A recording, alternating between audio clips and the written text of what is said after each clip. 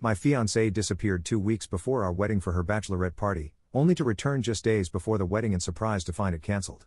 I, a 24-year-old man, was supposed to get married 3 days ago, but had to cancel everything because Marcia, my fiancée, also 24, did something really horrible. We've been together for the past 5 years since college, and earlier this year, we got engaged. We were very happy together, and I was super excited about the wedding until 2 weeks ago. Everything suddenly changed because one morning, when I woke up, she was gone. She didn't leave a note, a message, or any explanation. Of course, I panicked. I tried calling and messaging her, but she didn't respond. Worse, her phone was off the entire day. I asked her family, but they had no idea either. When I tried contacting her friends, none of them answered. At first, I thought she had gotten cold feet and run away. But as time went on, I started thinking that maybe something bad had happened to her. I was on the verge of reporting her missing when, very late at night around 4 a.m., I finally discovered what had really happened and why she had disappeared. She didn't even have the decency to inform me herself. I found out when one of her friends posted a bunch of photos on Instagram. They were partying at a bar. Luckily for me, they tagged the bar in their stories and posts. When I looked up the place online, I realized they were in Spain. I was furious because she was getting drunk with her friends while I was going out of my mind with worry. So I immediately messaged her, telling her that I knew where she was. I also told her that if she didn't come back on the next flight, the wedding would be cancelled. I sent her a long message expressing how disappointed I was with her behavior. She had ignored me all day and didn't even have the courtesy to let me know before leaving for a vacation with her friends. I was livid and didn't bother to hide it in the messages I sent after seeing her friend's post. But even then, she didn't respond immediately. I had to wait until the next evening for her to finally call me. That was one of the most disappointing phone calls of my life. When she finally called, instead of deeply apologizing and trying to fix the situation, she made things even worse. That's why I ended up canceling the wedding. When I answered the call, I was very cold with her and she noticed immediately. Instead of acknowledging what she had done, she got defensive. She told me that her college friends had been planning this for her for a long time and only informed her after everything was paid for. She knew we had already discussed bachelor and bachelorette parties and that I didn't like them. That's why we decided not to have those kinds of parties. But a few days before the trip, when her friends contacted her and told her about it, she felt like she had to go because it would be rude to decline after all the arrangements and payments had been made. She had known about this 3 days before the trip, but didn't tell me. That upset me even more. Of course, I started yelling at her over the phone about her behavior, but even then, she didn't seem to feel the slightest remorse and kept defending herself. She said she knew that if she discussed it with me, I wouldn't agree, which is why she felt she had to hide it and go anyway. Supposedly, although I don't know if it's true or not, she tried to contact me the day after arriving in Spain, but her phone wasn't working. Afterward, she forgot because she was having so much fun with her friends.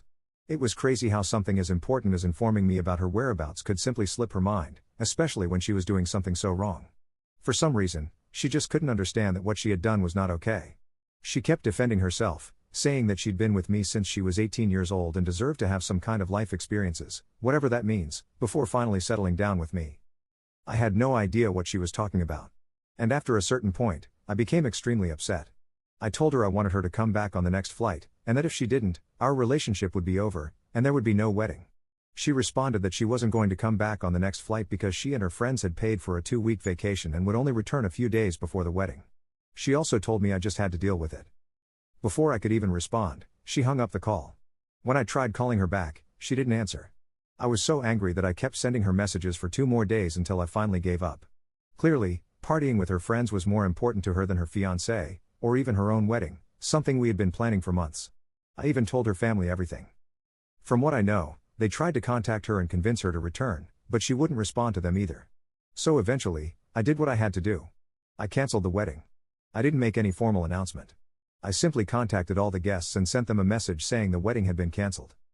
I also made sure to tell them not to talk to Marcia about it and explained exactly why I was canceling the wedding. I spoke to the vendors, dealt with cancellation fees, and planned to recover the money from Marcia later. But the most important thing for me was to teach her a lesson, and I think that's where I may have gone wrong. Both sets of parents weren't happy with what I did. They wanted me to at least talk to her, wait for her to return, and then have a conversation. But I wasn't willing to do that because I was too angry and hurt. Just to clarify, we had never had issues like this in our relationship. Like any couple, we sometimes argued over small things, but they were insignificant, and we always found a solution. That's why we had been together for almost 6 years. I had never felt too young to get married or uncertain about her. I thought she felt the same way, but when she told me she wanted to have life experiences before settling down with me, I felt very betrayed. I felt like maybe I had overreacted. A couple of days ago, she finally returned from her trip and came straight to my house, but I refused to let her in. She arrived in the afternoon, and I didn't even open the door. I told her from inside to leave. We argued a bit, and she told me I couldn't do this to her because we were supposed to get married in a few days. She said all the arrangements had already been made, so I should talk to her and work things out instead of acting immaturely. That's when I gave her the news. I opened the door because I wanted to see her face and told her the wedding had been cancelled. She had no right to act surprised because I had told her exactly what I would do if she didn't come back soon. I simply followed through with what I said. She was in shock, and I could see she was very affected. Within seconds, she started crying and telling me that after being together for so long, I couldn't just leave her over something like this.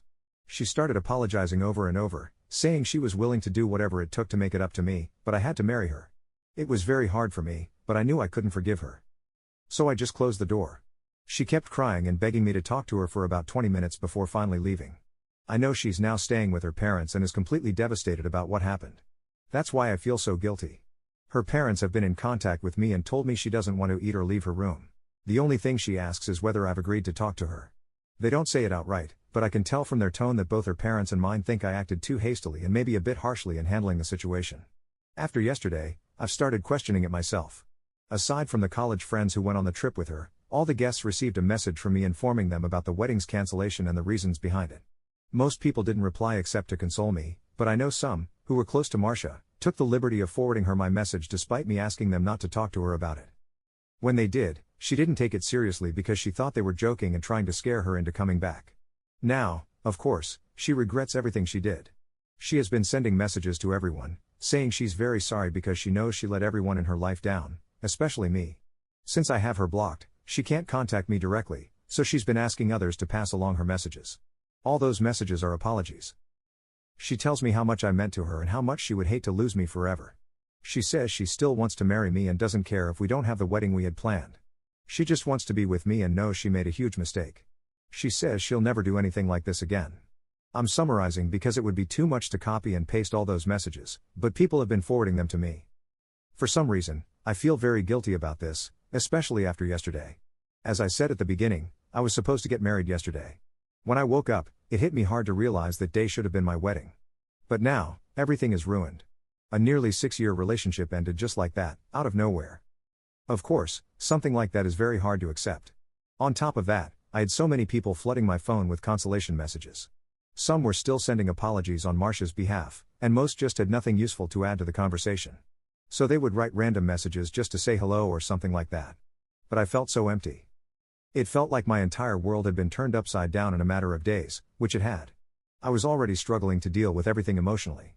I decided I would try to talk to my parents to clear my thoughts. But when I went to see them, I could tell they were also very affected because they were quite emotionally involved in all this. Naturally, Marcia and I had been together for almost 6 years and had practically grown up together since we were 19, so it's a big blow for everyone involved. I thought my parents were going to comfort me and tell me I did the right thing. But instead, when I tried to talk to them about what was happening, at first, they didn't say anything. Finally, they told me they didn't think I did the right thing. When they said that, I felt like my world was falling apart. I was already having a lot of doubts about what I had done. And for my parents, of all people, to say they didn't agree with what happened was the last thing I needed to hear. Since then, I've been in a very strange mental state and can't stop questioning myself. I haven't even found the energy or mental capacity to talk to my friends about this. Finally, I found this place here. I don't know who else to turn to at this point and really need completely impartial opinions because I'm very lost. So am I the bad one for canceling my wedding after my fiancée left for an impromptu bachelorette trip 2 weeks before our wedding and refused to come back when I asked her to? Update 1. Thank you to everyone who commented on my post. It's been 4 days since I wrote, and I've been reflecting a lot on what happened and what you all wrote. I've really read and considered it. I spoke to my parents about what they said and told them it really hurt me. I didn't think it was fair for them not to be on my side and console me. Instead, they made me feel like I was the bad one and that I had overreacted. I mean, after sharing my story here, almost everyone in the comments was outraged on my behalf. So I really don't think I did anything wrong. As my parents, they should be the first to understand. They listened when I talked to them, but still, they didn't seem to get it. They told me they only said what they felt and there lies the problem. I can't understand how they feel I'm the one who's wrong here. My fiancée literally went on a vacation with her friends without even informing me and then refused to come back when I asked her to. I think that's a big deal. It's not like I didn't warn her about the consequences. She knew I would cancel the wedding if she didn't do what I asked. I don't even think my demands were that unreasonable, especially considering we were supposed to get married. So after all this, how can I be wrong? It's baffling to me that my parents don't seem to understand. They keep telling me they understand I'm upset, but that it's still a very insignificant reason to cancel a wedding and end a nearly 6-year relationship. It wasn't easy for me to do it either, and the least they could do is be supportive, but they don't even seem willing to do that. I've tried talking to them about this a couple of times, and each time we end up fighting. Now I don't think I'll keep trying to talk to them or make them understand my point of view. If they don't understand, I don't think there's anything else I can do. They can keep thinking I'm the bad one here, but I know what I did and why I had to do it. Life has already gotten very hard for me in the last few weeks, so I don't need them contributing to that. Aside from them, I've also had to talk to a couple of other people, mainly friends who were forwarding all the messages Marcia wanted me to receive. As politely as I could, I explained to them that I was already going through a very tough time and didn't need them to keep sending me the messages Marcia wanted to get to me. It was just making everything harder for me emotionally. I asked them to stop sending those messages because I didn't want to read them. I don't even care if I seem insensitive or whatever. I just wanted the whole situation to stop. Most people stopped after that and told me they were very sorry for forwarding the messages. They said they felt bad for Marcia, but would respect what I wanted and stay out of it. That was most people. But a couple of mutual friends started attacking me after I sent that message. They called me selfish and said I was destroying a relationship just out of pride. These people have known me for quite some time. So if that's really what they think of me, I have nothing to say to them. If my own parents can misunderstand me, I don't think I have the right to expect anything from my so-called friends.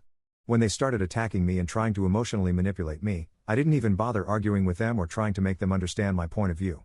I had already learned my lesson with my parents, so I just blocked them and decided to move on with my life. I know that right now, everyone thinks Marcia is the victim in this situation, and that I'm the controlling insensitive one who left her just because she refused to come back from a trip on my terms. It's very surprising that even after knowing the whole story, there are still people who feel sorry for her. As far as I can remember, I mentioned every detail in the message I sent people explaining why the wedding was cancelled. I guess I'll never understand these things, but oh well. It doesn't matter anymore. What's important is that the relationship is over, and I'm not going to marry this girl. I've started trying to make peace with that fact, and it's better if everyone around me tries to do the same. Update 2. It's been 2 weeks since I last spoke to my parents. Since our last argument, my parents haven't tried to contact me, and I'm not bothered by it. If they can't understand my perspective by now, there's nothing more I can do about it. Most of the other people who had been forwarding me messages from Marcia have either given up or been blocked, so that's resolved. But a couple of days ago, surprisingly, the friends she went on the trip with reached out to me out of the blue.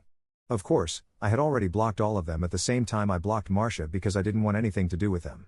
After that, they hadn't tried to contact me, probably because they didn't have the nerve to do so until now, I guess. Anyway, they reached out by writing me an email saying they were really sorry for everything that happened. They said they realized they shouldn't have made such a rushed plan and involved Marcia.